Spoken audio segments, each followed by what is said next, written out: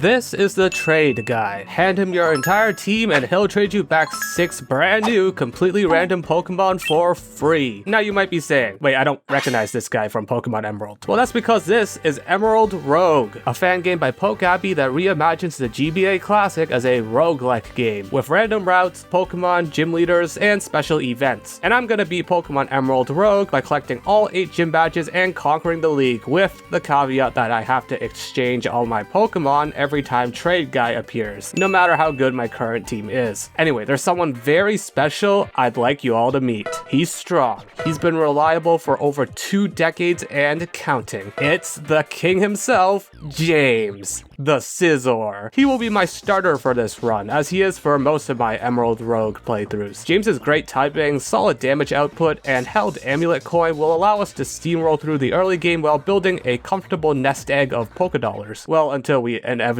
have to trade them.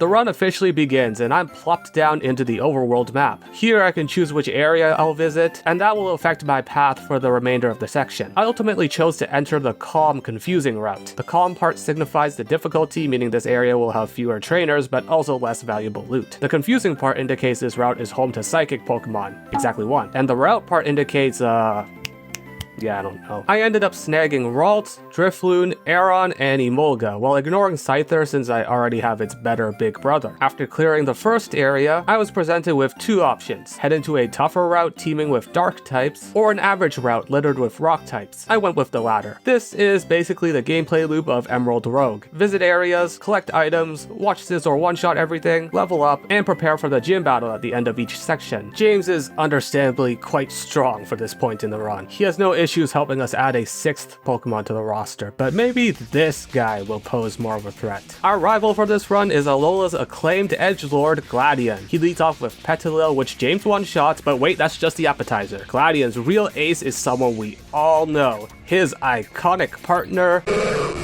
Oh, but don't laugh, this Magikarp can also undergo terastallization, allowing it to transform from a water type into a water type. Carp lands a weak tackle before promptly getting deboned by James. Gladion is a joke right now, but keep in mind he'll be a lot scarier once that fish evolves into Gyarados. Until then, let's mosey on to a daycare rest stop, which features free healing, berry fields, a nature mint merchant, and... yep, every time we visit a rest stop, we risk encountering WAHEY Man, aka the guy I have to trade my entire team to. Our time together may have been short, James, but I appreciate all you've done. I guess the other 5 guys were there too. Anyway, bring in the new blood! Was there a leak at the normal and grass type factory? Actually, this crop of new Pokemon is pretty decent as long as you don't look at their awful natures. Bidoof can immediately evolve into Bibarel, while Whimsicott actually has nearly its entire moveset available on the spot. The other Pokemon aren't all that remarkable at the moment, but I can use the daycare to store a Pokemon for later. I'll retrieve Beldum once the level cap rises enough for me to fully evolve it. Each gym has a small hub area preceding the leader, which includes a lady that will help us level up to the current cap, a nurse offering a free one-time heal, and a magical signpost that reveals the next gym leader's type, for an escalating fee. That first gym leader turned out to be the water specialist Misty. Whimsicott began by boosting her attacking stats with growth, while Lapras could only muster a measly water gun in response. Whimsicott then proceeded to one-shot Lapras and Panpour with Energy Ball before Misty tossed out her ace, you know, her iconic partner. Oh, but don't laugh, this Magikarp can also undergo terastallization, allowing it to transform from a water type into a water type. If I had a nickel for every Terra Water Magikarp this run, I'd have 2 nickels, which isn't a lot, but it's weird that it happened twice. Whimsicott puts Carp out of its misery, earning us gym badge number 1. You know, with Scizor gone, we need someone new to step up as the team's head honcho, and that Misty fight was the perfect interview for the position. Congrats, Whimsicott, you are the new James. Yes, even though you're female. One can be spiritually James regardless of gender. A new section means a new overworld map, and this one includes some unique new areas. First is the signpost warehouse. All those signs which tell what the next gym leader's type will be, they're manufactured and magically enhanced here. And one of the workers was kind enough to reveal the second gym leader's type, Fairy. Free of charge too. There's also a different Hexmaniac willing to share details on the next gym leader's specific Pokemon, but I couldn't afford her asking price. But maybe I could check the signs in the back and figure it out myself. This one says... Hell yeah, I want to make over 100k a year. All I need to do is become a software developer, which is easier said than done. Good thing I've got boot.dev, the sponsor of this video, to help. Boot.dev is an online platform for learning how to code, with a twist. Instead of boring, stuffy lessons in a classroom, you'll accept quests, earn EXP, crack open treasure chests, and slay fearsome bosses, all while completing professionally designed courses created by actual industry veterans. You'll learn languages such as JavaScript, Python, and Go, as well as key skills like how to deploy a network using AWS, or even how to get a job in software development. If you want a change of pace, visit the training grounds to request custom-made challenges that'll test whatever skill you want to improve. And don't worry if you get stuck at any point, you can hit up boot.dev's thriving Discord community or thumb through the extensive documentation. So if you're ready to begin your coding career, sign up for boot.dev using my promo code TOADSLAME or by scanning the QR code on screen. By using my code, you'll save 25% off your first year of boot.dev. If you're still uncertain, there's also a 30-day no questions asked refund policy and free demos of every course, so you can give boot.dev a try before committing. Thank you to boot.dev for sponsoring for like the 4th time on this channel. And now, let's check back in on...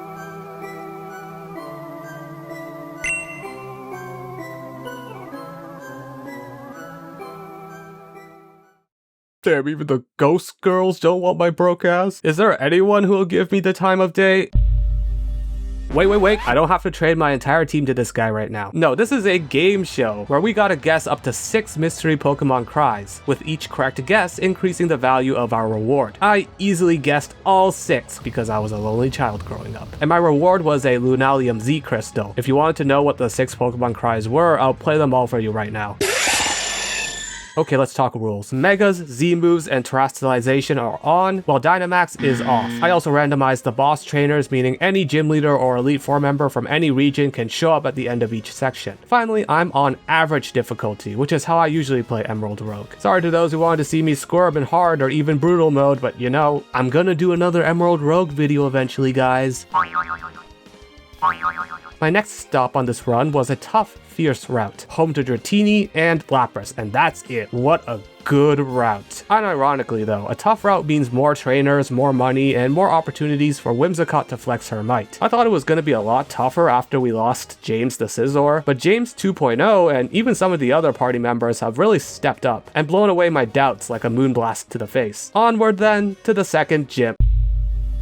What is he doing here? This isn't a rest stop. What is he? Fine. Take my Pokemon, just give me something good in return. Ugh, what the hell? 3 monkeys? Why does Simisage get no new moves? Better yet, who here is gonna be our answer to the upcoming fairy gym? I got Metal Claw. Congratulations, you're leading off against the next gym. And you know what, Riolu? You get to be the new James too. Why not? Women in male-dominated fields. Actually, dominant was the perfect word to describe Riolu's performance against Valerie. After working herself up and getting poisoned by some powder, psych! Riolu ripped through Valerie's Cottony, Igglybuff, and Curlia with 1 Metal Claw each. Congrats to James and Riolu for proving herself worthy of her new moniker, and shoutouts to the lone guy in the crowd who's sitting on a bike on top of a stadium seat.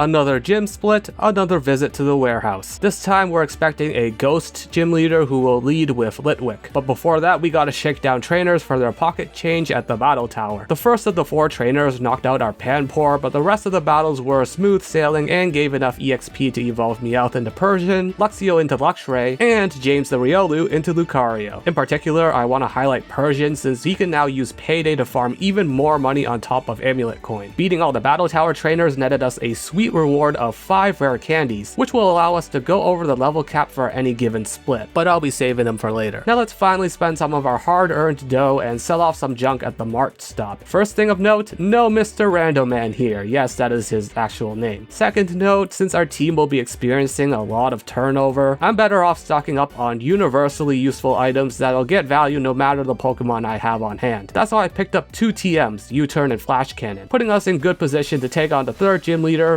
Chaldea's Rappin' Reaper rhyme. I got a couple good rhymes myself I'll show off later. Persian began the fight by biting Litwick, but it survived and set up Trick Room to make slower Pokemon move first. That allowed Litwick to whiff Will-O-Wisp the following turn, and let Persian knock it out. In comes Spiritomb, whose Sucker Punch does sting, but Persian soon U-turns out for Luxray. He's got Rivalry as his ability, affording him a little more oomph on his sparks since Spiritomb has balls hidden somewhere, and hands as well since its Sucker Punch hit real hard. Another strong Sucker Punch triggers Luxray's held Citrus Berry, restoring some of our health before Luxray finally put Spiritomb down, moments before Trick Room disappeared, which actually kinda sucks since Mischievous can now outspeed and land a tough Hex, though Luxray respawns with a solid spark of his own. I banked on Luxray surviving another Hex here, and he fortunately did with just 7 HP to spare, allowing him to slap aside Mischievous and bring in Rhyme's final Pokemon. Haunter tried to salvage this fight, terastallizing into the poison type. With Sludge Bomb loaded, it took aim, firing into the steel type James. One flash cannon would finish it. I'm in the house like carpet. Y'all remember Team Galactic's iconic hideout? The bombed crater formerly known as Lake Valor? Villain team hideouts are essentially just souped up routes, with amazing loot but also even more trainers, including a certain someone blocking the exit. Gladiant's back and he's no longer a joke, while his lead Petalil still is, as Persian dispatches it with U-turn. But when James hits the field, so does a big blob of blubber known as Walrein. Expecting a weak water move, I let James stay in and boost her offenses, but Walrein fired back with some sort of super effective hidden power to cut Lucario's HP bar in half. That means James has to bury Walrein the following turn instead of working up anymore. Onyx then survived Aura Sphere thanks to its sturdy ability, but wasted its last breath of life by taunting James, who proceeded to collect her second KO of the battle. James then one-shot Rhydon, pulling in Gladiant's final Pokemon. Remember, Gyarados can ditch its flying typing with Terra Water. So there are two real choices here. Bring in Simisage and risk getting Ice Fanged, or bring in Luxray and risk getting Earthquaked. I ultimately went with the former option because Simisage is speedier, and Gyarados capitalized on my switch in by boosting with Dragon Dance. It then danced a second time while Simisage blasted it with Seed Bomb, barely missing the kill. Uh-oh. Brace yourself, Simisage, this one's gonna hurt. Oh, never mind. Gyarados used Crunch instead of any super effective attack, allowing Simisage to score the win. This group is operating like a well-oiled machine with everyone pitching in, including our newly evolved Infernape. You know, if you squinted real hard, you could probably convince yourself that this team is the stereotypical Sinnoh squad. And here comes a new addition. After selling off some goods at the Pokemart, we entered the den of a trained Pokemon, who has better IVs and moves than a typical wild Pokemon. As you can see with our brand new, physically inclined, jolly Dano, who nearly one-shot Persian with superpower. Wait a minute, Dano can be our Gibble stand-in. This team really is the Sinnoh squad. Watson is our next opponent, and we don't have a clear-cut answer for his electric types. I chose to lead with Persian, who faked out on turn 1 and paydayed on turn 2 because you could never stop chasing that bread. Ampharos connected with Confuse Ray on turn 2, but Persian fought through the confusion and U-turned out for Simisage, who ate Discharge like a champ. Simisage unleashed a barrage of Seed Bombs that hit hard but failed to KO, allowing Amphi to hit another Confuse Ray. But like his teammates before him, Simisage would ignore the confusion to send his foe packing. That brought in Emolga, and expecting a flying type of move, I swapped into Luxray. But Emolga instead Volt switched out for Watson's own Luxray. I then stupidly made my Luxray stay in and use Bite, as I forgot about Rivalry, while Watson's female Luxray dealt more damage back with Superpower. Time to switch right back to Simisage, on a -1 Superpower that still triggered Simisage's held Citrus Berry. Get used to seeing that, I got a lot of citruses in my back pocket. Simisage then erased Luxray with Seed Bomb, bringing Emolga back into the fold. In a moment of deja vu, I switched expecting an incoming flying hit, only for Emolga to once again use Volt Switch, resulting in my Persian staring down Watson's Galvantula, who terastallized into a pure bug type, though that didn't stop Persian from landing a big fake out, then a big U-turn. Galvantula, ever the poser, also U-turned out, leaving my Infernape across from that dang Emolga. At this point I figured, Emolga doesn't have a flying attack, just let Infernape stay in and Flame Wheel. But no, it turns out Emolga had Air Slash this entire time and just didn't want to use it against Simisage for some reason. Whatever, it doesn't matter anymore. Infernape can dispatch Emolga, ignore Sticky Web, and easily deep fry Galvantula to secure Gym Badge number 4. A mysterious man shrouded in darkness standing 30 meters off the ground offers me the choice between 3 charms, each granting a different positive effect. I can never say no to free stuff, so I chose to boost the additional effect chance of my moves by 75% via the Grace charm, shoutouts to Best Girl from ZZZ. But in exchange, we're now permanently saddled with the Crit Curse, granting all my future opponents an increased chance to crit me. Guess we'll just have to make do and Reggie steal ourselves against that. I actually chose not to capture Reggie's Steel because I already have James the Lucario as my Steel type of choice. Next, I delved into a calm course route where I discovered the most useless Strength Rock ever, and also put my Ride Pokemon to use. See, I have 2 whistles in my bag. A regular whistle that allows me to pilot one of my current party members, and a gold whistle that lets me summon a chosen Pokemon back from my home base. Yes, this game has base building mechanics. More specifically, the gold whistle summons my Aerodactyl, or as he prefers to be called, the Toucher. He can take to the skies, consuming a charge that can't be refilled until the next healing spot, but also allowing us to access hard to reach areas and avoid obstacles on the ground, such as wild Pokemon or trainers or... Not him though. Man, this one really stings. Lucario and the rest of the Sinnoh squad have been my favorite team thus far, but alas, it's time to move on. Ugh. Alright, at second glance, these guys aren't all that bad. Dratini can evolve all the way into Dragonite, and we got one holdover in Luxray, albeit with the opposite gender, and still no Intimidate. But then there's our new Simipour, who can learn 0 new moves? Not even a single water type attack? Why? No other stone evolution has this problem. Heck, not even Simisage had this issue. Why does the game hate Simipour so much? Regardless, we gotta make do with what we have. I designated Dragonite as the new James and gave her the Rain Dance Hurricane combo so she could have a strong, semi-reliable flying attack. And it's a good thing I did that, because the 5th gym leader ended up being the bug photographer Viola. Harlivani began the battle by shooting sticky webs, which ain't an issue since Dragonite isn't planning to switch out anytime soon. James set up the rain, got her leftovers knocked off the following turn, and proceeded to annihilate Leavanny with Hurricane. Armaldo was next, and to avoid a super effective rock move, I made James terrestrialize into a pure dragon type, which Armaldo countered by going Terra Dark. James's Hurricane brought Armaldo to its knees and inflicted confusion, which ended up making Armaldo smack itself in the face, allowing Dragonite to collect her second KO of the battle. Next up was Scizor, who gave us a good scare by Mega Evolving, but the rain guarantees that James will land another brutally strong Hurricane. A critical hit Hurricane that once again inflicted confusion. Mega Scizor made like its teammate and Mega punched itself in the face, allowing James to E-speed for the easy KO. Then one-shot Scolipede to snag the 5th gym badge all by herself. Looks like I made the right choice in bestowing her that renowned name.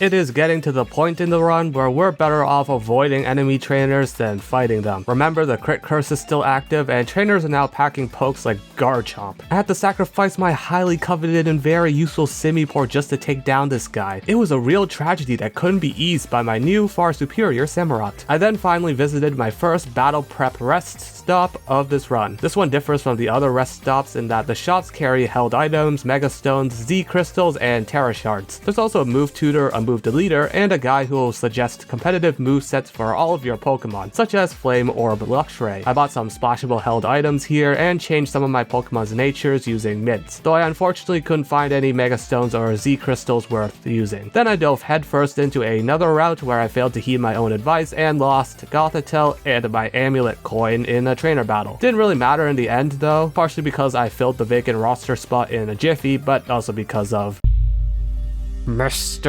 Randoman. And we know the drill by now. Take my Pokemon and get out of my WAHEY Man. Heavy hitters on both sides of the attacking spectrum and Armaldo to anchor the defense. I like it. This team ain't perfect. No ability patches available means no speed boost Scolipede, and 4 of our Pokemon are weak to rock attacks, but those issues aren't that debilitating. Anyway, the next gym leader is the Collision Rock Climber Grant. Yeah, this is gonna be a tough one. The battle takes place under a persistent sandstorm and begins with an Armaldo mirror match. Psych! It's actually my Zoroark disguised as Armaldo. She boosted her special attack with Nasty Plot while the enemy threw down Stealth Rocks, giving Zoroark a free opportunity to shoot off a mighty Night Daze. That didn't kill, but did put our opponent in prime position. to land a critical hit Stone Edge and delete our Dark type. Great start so far. I threw Darmanitan out there to mop up our Maldo, but the next foe, Gigalith, survived superpower and collected the second Stone Edge KO of the battle. There goes Darm, and more importantly, my leftovers. My Armaldo came in and made it 2 for 2 with X Scissor, but then had to face off against Rhyperior. My remaining party members are the physically frail Alakazam and 2 Rock Weak Mons. So rather than throw someone else out there to get shellacked, I opted to keep Armaldo in and see what she could do before she inevitably went down. She ended up bringing Rhyperior to about half health before getting disposed of, alongside her Rocky Helmet. Now it's Alakazam's turn to stop the bleeding. His gem-boosted Psychic finished off Rhyperior, pulling in Bastiodon, who terrestrialized into the Water type. However, crucially, Alakazam got up a Reflect to significantly weaken Bastiodon's incoming and subsequent Iron Heads. Alakazam then restored most of his HP with Recover, meaning he can probably take another 3 or 4 hits while Reflects up, barring a crit. That should be enough time for Zam to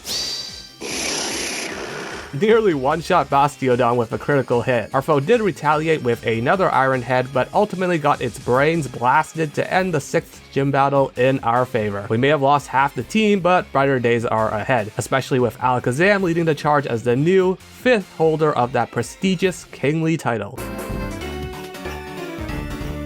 New route, new friends. Meet Beartic, Crocodile, and Spiritomb. After that, I stumbled into another Pokemon den, but you see, instead of fighting or trying to capture the trained Pokemon, you can just walk out. Yeah, I don't really need another Pokemon. My team's pretty good right now. My next stop was a return to the daycare, where I harvested berries, recharged my flight whistle, collected my Amazon delivery, and adjusted my Poke's natures. I'm still not picking up that Beldum from the daycare though. I'm not even going to consider it until I know Mr. B.A. Randoman is gone for good. Gym leader number 7 is Bryson. We do not have a clear answer for his ice types, but we do have a Spiritomb, who despite taking 3 frigid feet to the face from Weavile, can put the Weasel to sleep with Hypnosis, allowing Beartic to enter the fray safely. We can take advantage of the persistent snow with Beartic's Slush Rush, or maybe not, because Beartic still gets outsped under snow by the recently awakened Weavile, who lands another critical hit. Beartic does respond well with Superpower, however, and despite failing to KO thanks to Weavile's held Focus Sash, Beartic has Aqua Jet to make the cleanup a breeze. That drags in Frostlass. Beartic is a goner here, so she uses one last -1 attack Aqua Jet before accepting her fate.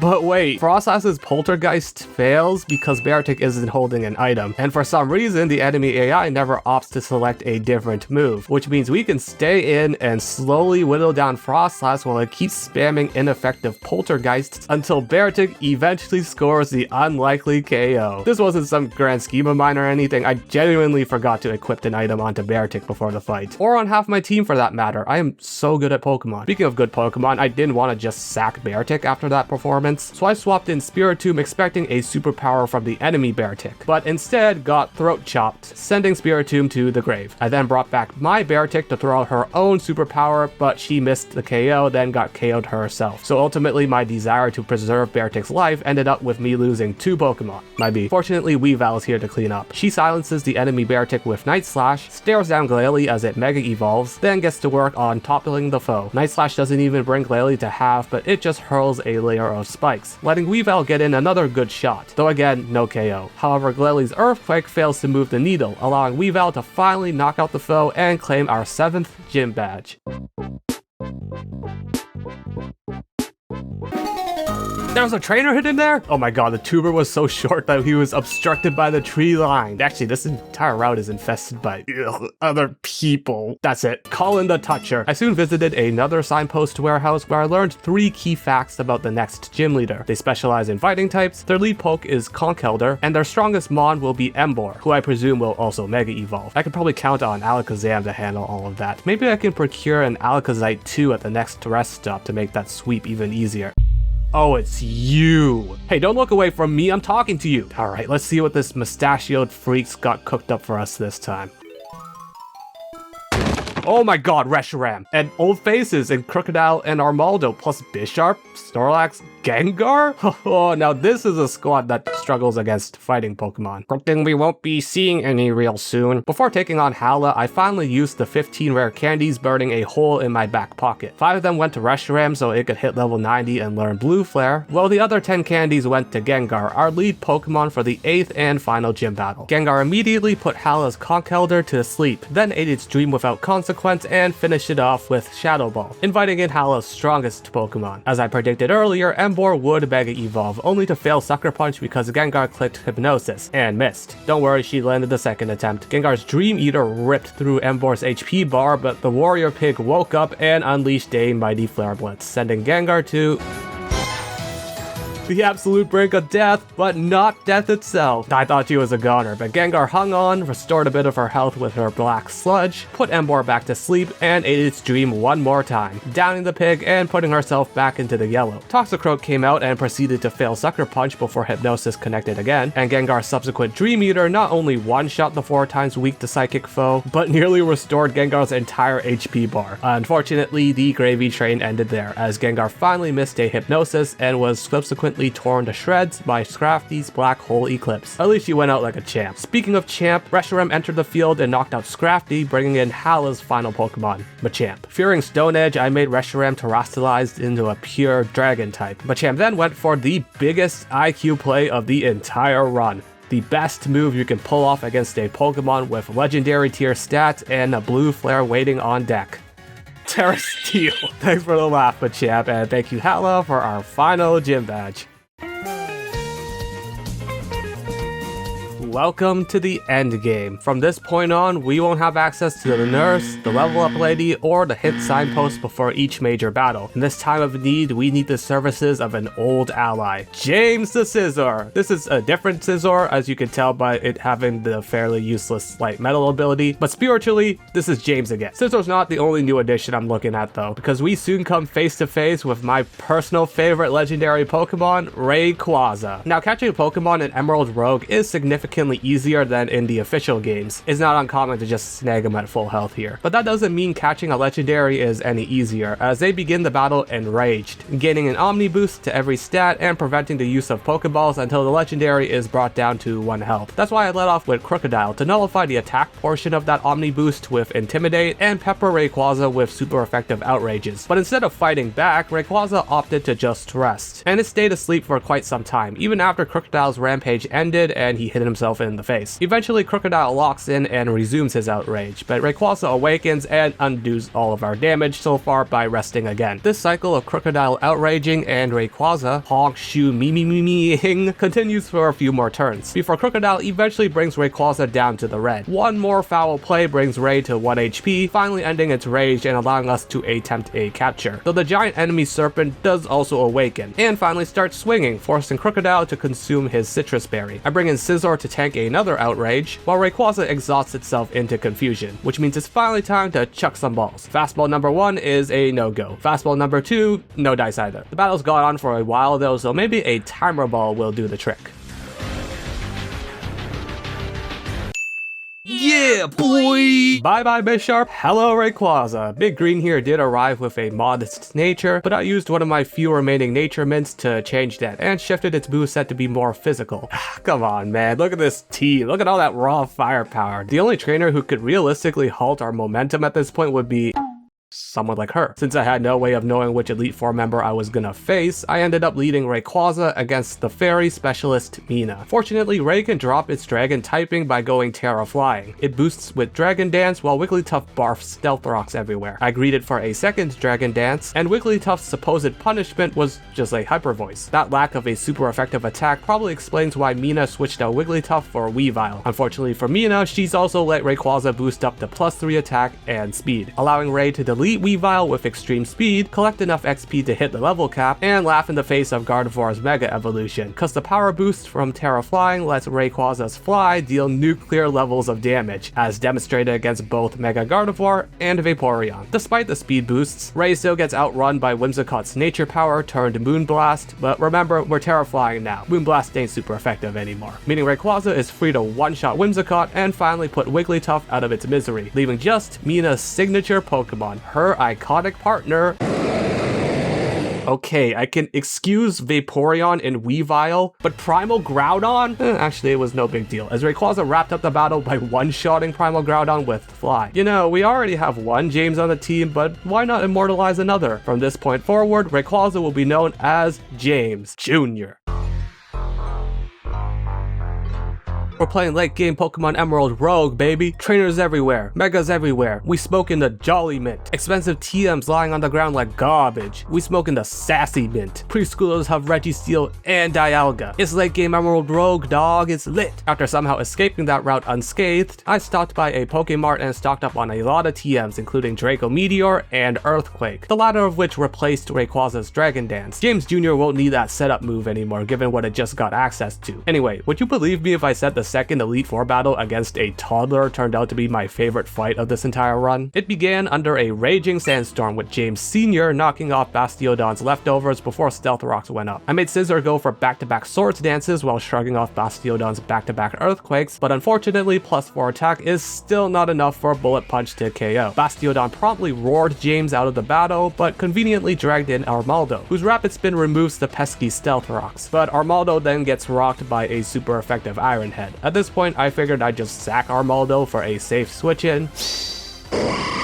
But Armaldo crit with the first of his 4 hits of Rock Blast, ultimately downing Bastiodon. Nah, I can't sack this guy after a clutch move like that, I'm just too sentimental. So Armaldo tags out for Snorlax, our specially defensive wall who shrugs off Flash Cannon. The enemy Empoleon decides to test that sturdiness by popping its Z move, but Snorlax manages to stay standing after Hydro Vortex and lands a critical hit Earthquake for the one-hit KO. Poppy brings out her Registeel next, so I bring out my own legendary on a weak body press. Reshiram then easily incinerates the Steel Golem with a single blue flare. But that's not the only legendary Poppy's got on hand, because she then sends out her Dialga Origin Form. If I had a nickel for every time a preschooler had a Registeel and a Dialga in this run, I'd have 2 nickels, which isn't a lot, but it's weird that it happened twice. Now, I could just let it ride here, but a dragon move is probably coming our way, and Reshiram can't click Earth Power due to Choice Scarf locking it into Blue Flare, so I ultimately decided to switch out, and that turned out to be the right play. Not only did Dialga terrestrialize into a Ghost type, but it also dropped a Draco that sent James the Scissor's health into the red, forcing him to chow down on his Citrus Berry. Alright, James survived, has some HP to spare, and Dialga's at -2 special attack after Draco Meteor. Now what? James can't really threaten Dialga with meaningful damage, but it turns out our foe suffers the same conundrum, because Poppy swaps out Dialga for Aggron. James's knockoff fails to actually knock off any item, which all but confirms that this is a Mega Aggron. Thus, I bring Reshiram back into the fold via Scissor's U-turn. Although Reshiram does get paralyzed by Aggron's admittedly smart Thunder Wave, Resh is still in pole position to capitalize on Aggron's weaker special defense. Unless, of course, Poppy switches again, bringing Dialga Choking Hazard form back into the Blue Flare. Why is the most complex battle so far been against someone who doesn't even know their times tables? Anyway, I'm not confident in James the Scissor surviving another full-powered Draco Meteor, but you know who probably could? Crocodile, solely because he's at full health. Am I right?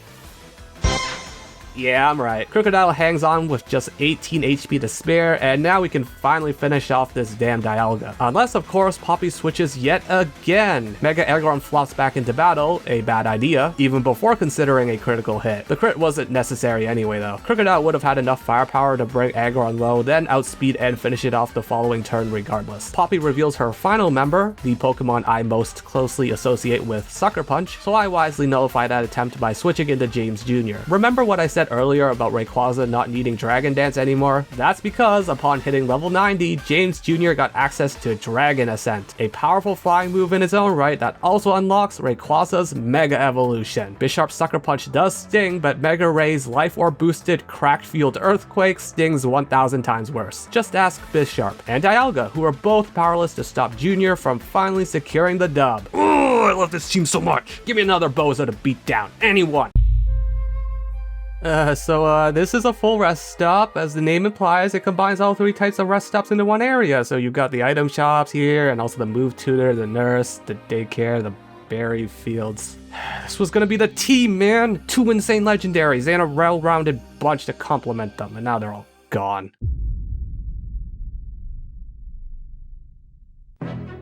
Wait a minute, I love the two James team, but these new guys are definitely a more balanced unit overall, even if they're missing a few things from reaching their true potential. Plus, Scolipede can actually get access to its hidden ability now, letting it abuse Speed Boost, Sword Stance, and Baton Pass to turn either Garchomp or Conkeldurr into unstoppable monsters. The next Elite Four member is Milo, a Galarian Grass type user, which means our Poison Bug setup Maestro enjoys a pretty good matchup. Scolipede spends turn number 1 protecting, ignoring Leavanny's Sticky Web, and collecting the first Speed Boost. On turn 2, Scolipede rips a Sword Stance to boost his attack by 2 stages, while Leavanny lunges at him, critting and dropping our attack by 1, but Scolipede still collects Speed Boost number 2 regardless. Milo switches out Leavanny for Sceptile, but all that does is give Scolipede another turn to dance and boost. Sceptile then goes Mega, but its Dragon Pulse gets snuffed out by Protect, while Scolipede nets another Speed Boost. Now sitting at +3 attack and +4 speed, Scolipede has little reason to pass off these boosts when he can use them himself to one-shot Mega Sceptile, Terra Ground Superior, Leafeon, and Carnivine with 1 Mega Horn apiece. Whimsicott did move first thanks to Prankster and paralyzed Scolipede with Stun Spore, but that didn't stop the big bug from deleting Whimsicott, relieving Leavanny of its Focus Sash, and giving Milo the full 6-piece combo. For that, Scolipede earns the right to become the 7th ever James, or I guess 6th. Do Scissor's 2 reigns count separately?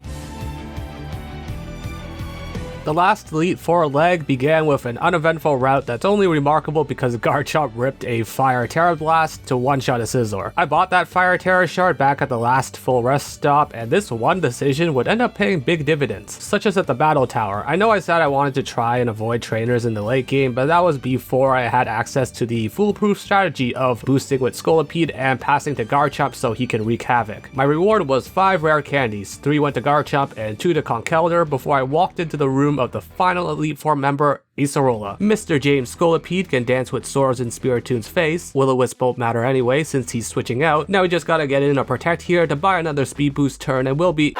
Ooh, that complicates things. Normally, I'd Baton Pass to Garchomp here, but there's a very real chance that Chomp will get one-shot by Foul Play on the switching, due to our attack boosts. So instead, the Baton is passed onto Conkeldurr. Good call there because Foul Play did 50% even through the resist. Conkeldurr does knock out Spiritomb with a single Earthquake, but the appearance of the speedier airborne Mismagius necessitates James returning for a second setup attempt. Mismagius responds by critting with Dazzling Gleam. Not great. James does block the subsequent Hex with Protect, but can't stay in any longer. So all he's able to pass on to Garchomp is 2 Speed Boosts. Garchomp tanks the Hex, but before he can rip apart the Ghost type floating in front of him, Acerola switches to a different one for some reason. Thanks for sacking Frostlass, I guess? You've got to be kidding me. Now we got to worry about Frostlass potentially using something with priority like Ice Shard, but that's what we have Terrafire for. Meanwhile, Frostlass Mega Evolves and summons the Snow. All that fanfare just for Garchomp to finish off Frostlass anyway. How anticlimactic. Garchomp is wielding a Choice Band, so even though Dusknoir goes Terra Poison, we have to keep spamming Dragon Claw. Dusknoir's Earthquake does sting a lot, but it's smooth sailing from there. Garchomp finishes off Mystery Dungeon's best villain, then outspeeds and eviscerates Gengar and Mismagius, leaving just Drifblim and its 10 million health points remaining. I wasn't confident in Garchomp's chances of a one-shot, so I brought in Frostlass on a weak Gust and sent one final Sub-Zero Slammer to eliminate the Elite Four for good. 8 gym leaders down, 4 Elite Four members down, 1 champion to go. This map's layout allows me to skip most of the areas, but there remains a tough decision to make. Do I risk entering the full rest stop and encountering the trade guy again? Or do I just full send it to the champ without hitting the level cap? I was so afraid of losing my current excellent squad that I went with the latter option, choosing to face Wallace at a slight level disadvantage. James opened, what's new, with Swords Dance, which was actually matched by the opposing B-Barrel, so instead of getting up another, I clicked Protect in anticipation of a big hit. That blocked B-Barrel's Aqua Jet and let James collect Speed Boost number 2. B-Barrel went for Aqua Jet again the following turn and would have one-shot James if not for his Focus Sash, but it's too late for B-Barrel because James just passed +2 attack and speed to Garchomp, who used that power to delete Wallace's B-Barrel and Wall Rain. Chomp's momentum did hit a speed bump against Gyarados however, as its Intimidate and Mega Evolution gave it enough bulk to survive Garchomp's Choice Band boosted Dragon Claw. We would have been toast here if Gyarados used Ice Fang, but it instead Dragon Danced, opening the door for Garchomp to obliterate it and also Vaporeon. That's when Wallace finally revealed his ace, you know, the famous water type, Zekrom. Garchomp goes Terra Fire so as to not die to a dragon move, but Zekrom counters by going Terra Electric, allowing it to live through our Dragon Claw. Still fine though, as we don't take super effective damage from dragon attacks anymore. Right, Garchomp?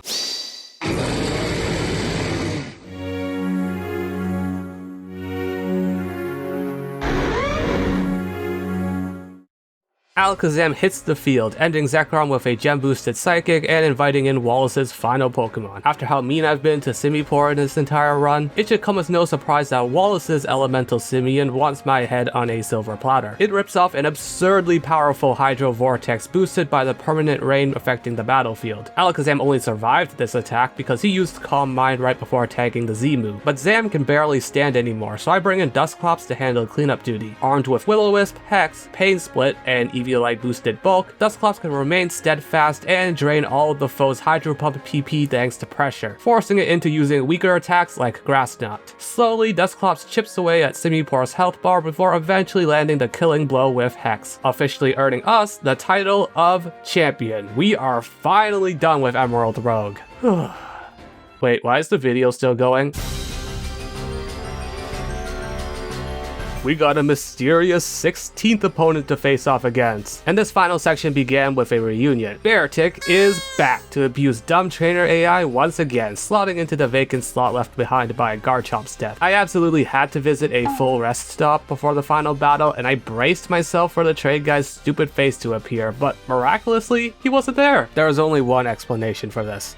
He's finally croaked, meaning we can lock in our final roster of 6. Dusclops, the master of stall and wielder of Eviolite. Alakazam, one of the low-key most consistent pokes throughout this entire run. Conkeldurr, a nuclear warhead given physical form. Frostlass, who finally managed to get her hands on a Frostlassite. Beartic, the subjugator of poltergeists. And of course, the last in a long line of exceptional leaders, the Scolipede known as James. This versatile, battle-tested team is ready to take on the final challenge. One last obstacle staying between us and the end of Emerald Rogue. Dude, I forgot this guy existed. Normally, you're supposed to fight the rival at least like 4 or 5 times throughout an Emerald Rogue run, but due to the areas I chose to visit, I've inadvertently avoided this guy since like the 4th gym split. Even Gladion is surprised to see me again. He can't even form his words correctly. Leading off the final battle is the obvious, James the Scolipede, who gets up not 1, not 2, but 3 Source Dances scot-free. As all the opposing Wigglytuff did to stop us was set up Stealth Rocks, then fire off 2 weak Dazzling Gleams. Finally realizing that his Wigglytuff might have just thrown the fight, Gladion switches to Terrakion just in time for James to pass +6 attack and +3 speed to Conkeldurr. That is somehow still not enough speed to outrun Terrakion, but Conk can take close combat like a champ before dishing his own. He also erases Mega Gyarados, Terra Dark Conkeldurr, and Wigglytuff, but the one-shot parade ends there as Life Orb Recoil has brought Conkeldurr to the doorstep of death. So I switched to Dusclops, who tanks Articuno's Freeze Dry and even its Z-powered Supersonic Sky Strike pretty darn well before burning the foe with Will-O-Wisp. Articuno nearly takes his head with Hurricane, but Dusclops sidesteps it and returns to a comfortable position after using Pain Split. From there, however, is a stalemate. Neither Dusclops nor Articuno can leave a lasting mark on the other, and both have pressure as their ability, meaning every move is consuming double the power points. Ultimately though, it's Articuno who loses this war of attrition. It's burned, and pressure eventually saps all of its Roost and Hurricane PP, forcing it to use Freeze Dry. That allows Dusclops to finally eliminate Articuno thanks to some helpful residual burn damage. That just leaves Gladion's final iconic, nah, just fucking with you, it's Primal Groudon. I wasn't too keen on switching someone in to get torn apart, however, so I decided to just sack Dusclops here, making him go for one last Shadow Sneak before getting impaled by Precipice Blades. Sorry, Sclops, but hey, you're a ghost, you're technically already dead. Dusclops' sacrifice allows Alakazam to hit the field safely, and though his Psychic only does half, it is enough to weaken the incoming Eruption considerably. Had Groudon been any healthier, Alakazam might have gone down in a single hit. But instead, Alakazam could give Primal Groudon an all-out pummeling that ultimately completes the run. We have officially beaten Emerald Rogue while at the whims of the trade guy. He can't hurt us anymore. Well, until I decide to do this again. I've been thinking of doing another trade guy run, but on hard mode and with double battles instead. Let me know in the comments if you want to see more Emerald Rogue. As always, thank you for watching, and thanks to the channel members for continuing to support my dumb little videos. Also, don't forget to sign up for boot.dev using my link to learn how to code the fun way. And finally, remember this: no matter who you are, where you came from, or what you identify as, you too can become a legend.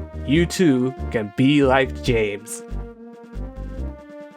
Wait, remember.